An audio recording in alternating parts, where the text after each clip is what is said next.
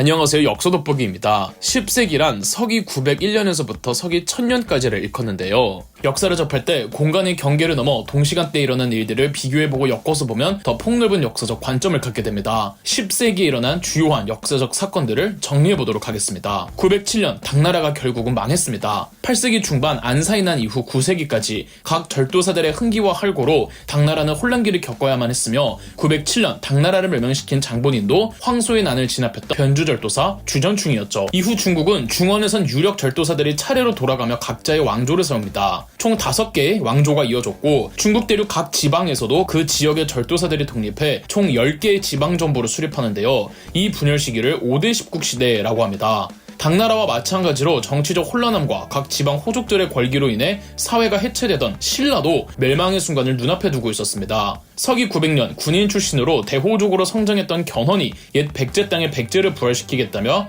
후백제를 건국했고, 이듬해 서기 901년 비적 출신으로 대호족으로 성장했던 궁예가 옛 고구려를 부활시키겠다며 후고구려를 세웠습니다. 궁예가 개인적으로 생판 연도 없던 고구려 부흥의식을 펼친 이유는 궁예가 왕이 될 수 있도록 그를 추대해준 지배층이 황해도 지역에 옛 고구려 영토에 살던 고구려 후손들로 이루어진 호족 집단이라 궁예가 그들의 정치적 정당성을 확보해줘야 하는 필요성을 느껴서였습니다. 다만 궁예는 이러한 패서 호족들의 지나친 권력을 경계했고 수도를 철원으로 옮기는가 하면 국호도 911년 태봉으로 고치면서 고구려를 계승한다는 색깔을 지우려고 했죠. 더군다나 궁예가 극단적 왕권 강화 차원에서 전제군주제의 폭정을 일삼자 왕권을 필두로 한 패서 호족들이 봉기를 일으켜 궁예를 내쫓았습니다. 918년 왕건은 궁예를 대신해 왕에 등극했으며 다시 지금의 개성인 개경으로 돌아와 수도로 삼고 국호도 고구려를 계승하겠다며 고려로 삼았습니다. 9세기 전반 전성기를 누렸던 만주의 발해도 9세기 중반부터 10세기까지 계속 쇠퇴하였습니다. 중국, 신라, 발해가 전부 지배력이 약해지니 그 틈을 타 요하강에서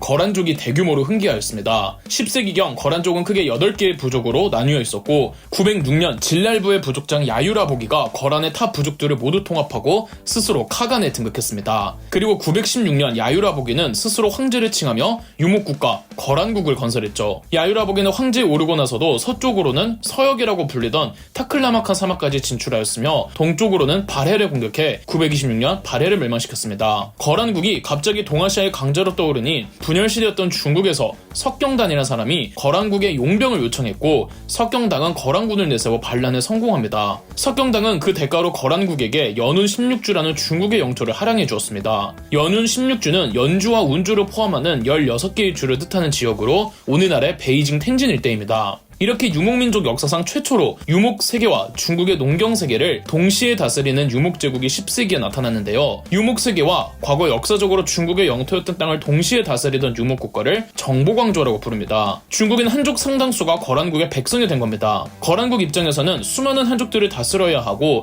또 거란국은 중국 문명의 뒤처진 문명이라는 컴플렉스를 지우기 위해서 대외적으로나마 그들이 중국 문명과 대등하다는 걸 피력해야만 했습니다. 그래서 거란국도 국가의 명칭을 중국 왕조들의 국가명들처럼 한자 한 글자를 정해 새로 정하기로 했고 그렇게 나온 거란국의 국가명이 바로 요나라였던 겁니다. 한편 한국에서는 발해 멸망 후 발해의 유민들이 대거 고려로 들어갔고 고려의 태조 왕건은 발해 유민들을 다 받아주었습니다. 이를 본 신라의 56대 왕이자 마지막 왕이었던 경순왕은 더 이상 자신의 힘으로는 신라 백성들을 다스릴 수 없다고 여겨 차라리 고려의 태조 왕건이 군주로서 낫다며 자발적으로 고려를 귀순하며 신라를 태조 왕건에게 바치기로 합니다. 936년 약 1000년이 이어졌던 신라도 멸망했죠. 그리고 그해 936년 태조 왕건의 고려는 후백제까지 멸망시키며 다시 한번 한반도의 재통일을 이루어냈습니다. 958년 고려의 4대 왕이었던 광종은 한국사 최초로 과거제도를 도입하였으며 다소 잔혹하고 과격하긴 했지만 피해 숙청을 통해 왕권을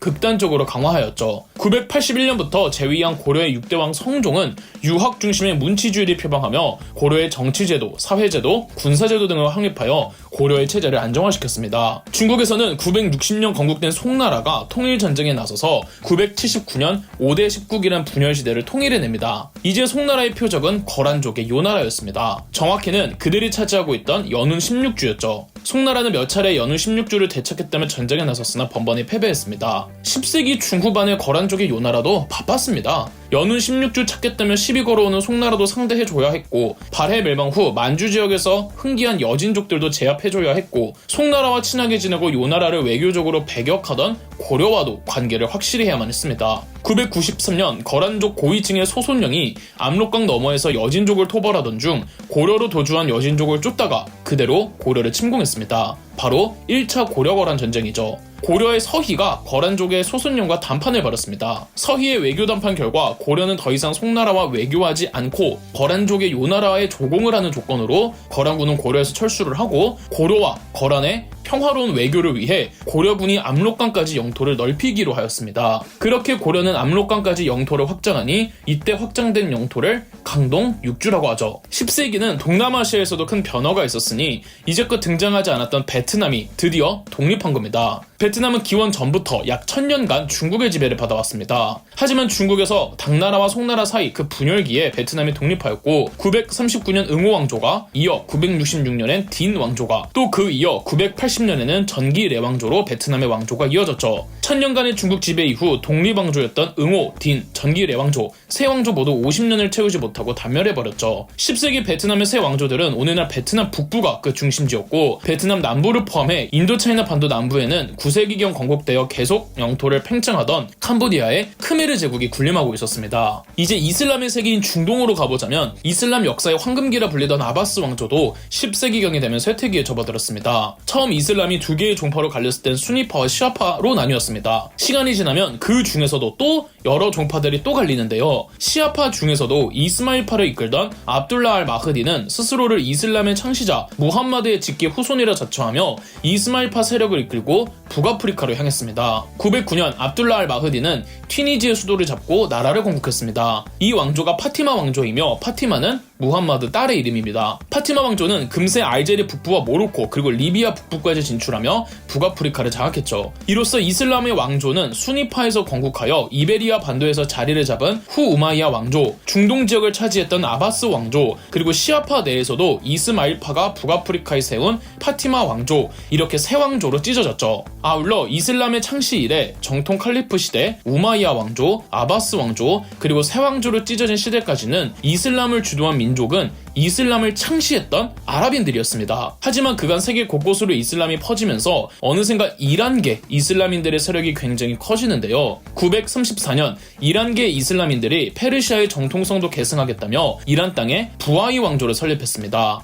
부하이 왕조는 시아파 중에서도 12이만파에 해당했습니다. 945년 이란의 부하이 왕조가 쇠퇴하던 아바스 왕조를 공격해 아바스 왕조의 수도 바그다드를 점령해버렸습니다. 비록 아바스 왕조를 멸망시키지는 않았지만 아바스 왕조의 칼리프는 꼭두각시 지배자가 되었고, 아바스 왕조를 살려두되 간접 지배를 했습니다. 인도에서는 6세기의 굽타 왕조가 7세기의 바르다나 왕조가 망하면서 이후 계속 여러 소왕국들이 난립하고 있었는데, 이 소왕국들은 전부 힌두교 혹은 불교 국가들이었습니다. 그런데 10세기 977년 오늘날의 인도 서북 쪽에 아프가니스탄 파키스탄 일대에 가즈니 왕조라는 이슬람 소왕국이 만들어집니다. 이젠 인도 코앞까지 이슬람 왕조가 나타난 건데요. 오늘날 인도 서북 쪽 지역에서 계속되는 힌두교와 이슬람교 간의 종교 분쟁의 시작이 되는 시점이었죠. 마지막으로 유럽을 보겠습니다. 서로마 제국의 정통성을 이어받은 프랑크 왕국은 지난 9세기경 베르댕 조약과 메르센 조약으로 서프랑크 왕국과 동프랑크 왕국으로 분열되었다고 말씀드렸죠. 동프랑크 왕국에서는 918년 기존의 카를로스 왕조가 끊기게 됩니다. 동프랑크 왕국의 마지막 왕이었던 콜라트 1세에겐 후사가 없었죠. 사실 콜라트 1세도 모계 쪽이 카를로스 왕조였습니다. 콜라트 1세도 죽자 919년 제후들은 작센 지역의 공작이었던 하일리 1세를 왕으로 추대하며 동프랑크 왕국은 오토 왕조로 넘어가게 됩니다. 하일리 1세 사후 그의 아들 오토 1세가 국왕이 되었습니다. 오토 1세는 동유럽 쪽의 이민족이었던 마자르족을 격퇴하고, 또 이탈리아 반도에서 옛 중프랑크 왕국의 잔당들이 내란을 일으키며 로마에 있던 교황을 위협하자 오토 1세가 들어가 반란군을 진압하고 교황을 구출해 주었습니다. 교황의 인징으로 로마 제국을 정통으로 계승한 프랑크 왕국이 분열되면서 둘 중 누가 더 정통이냐 애매했는데, 오토 1세가 교황의 수호자가 되어주자 962년 교황 요한 12세는 오토 1세에게 로마 황제의 왕관을 수여하는 대관식을 개최했습니다. 정통 로마 황제를 표방할 수 있게 된 오토 1세는 자신의 국가가 왕국이 아닌 제국임을 선언했고, 이 나라가 신성 로마 제국이며 오토 1세가 신성 로마 제국의 1대 황제가 되는 거죠. 987년 서프랑크 왕국에서도 국왕 루이 5세가 후사 없이 사망해버리고 더 이상 왕으로 등극할 수 있는 왕족이 남아있지 않게 됩니다. 이렇게 서프랑크 왕국에서도 카를로스 왕조가 단절되었고 파리 백작이었던 위그 카페가 새로운 국왕으로 추대됩니다. 이로써 987년 카페 왕조가 들어섰으며, 카페 왕조가 들어선 이후 서프랑크 왕국은 국가명을 프랑스로 정하였죠. 수도는 파리였습니다. 영국에서는 그동안 게르만족 분파 중 하나였던 앵글로색슨족이 영국이라는 섬에 총 7개의 소왕국들을 만들어 공존하고 있었습니다. 이 시기를 7왕국 시기라고 하며 왕자의 게임의 배경이 되는 시대죠. 하지만 10세기 7왕국 중 웨식스라는 국가가 7왕국을 통일했습니다. 통일한 웨식스의 군주는 에설스텐 국왕이었는데, 웨식스 왕조가 통일한 이 국가를 앵글로색슨의 땅이라는 의미에서 잉글랜드라고 불렀죠. 러시아 땅에선 키예프 공국이 988년 러시아 정교를 국교화하면서 종교를 공인했고, 이후 키예프 공국은 서유럽과 동로마 비잔티움 제국 가운데서 중개무역을 통해 번성하게 됩니다. 북유럽을 보자면 9세기 말이었던 872년 노르웨이에선 노르드 왕국이 만들어졌고, 10세기에는 승리왕이라 불리는 에이리크 6세가 오늘날의 스웨덴 지역을 통합하고 왕이 되면서 스웨덴 왕국을 세웠습니다. 이처럼 10세기는 동서양이 모두 분열과 재정립의 시대였답니다. 지금까지 10세기에 일어난 역사였으며, 다음번엔 11세기의 역사로 돌아오겠습니다. 그럼 역사 돋보기였습니다. 저희 역사 돋보기가 멤버십 가입을 시작했습니다. 멤버십 가입을 해주신 분들 덕분에 영상 제작에 큰 도움이 되고 있습니다. 감사합니다. 영상 재미있으셨다면 구독과 좋아요, 알림 설정까지 해주시면 감사드리겠습니다.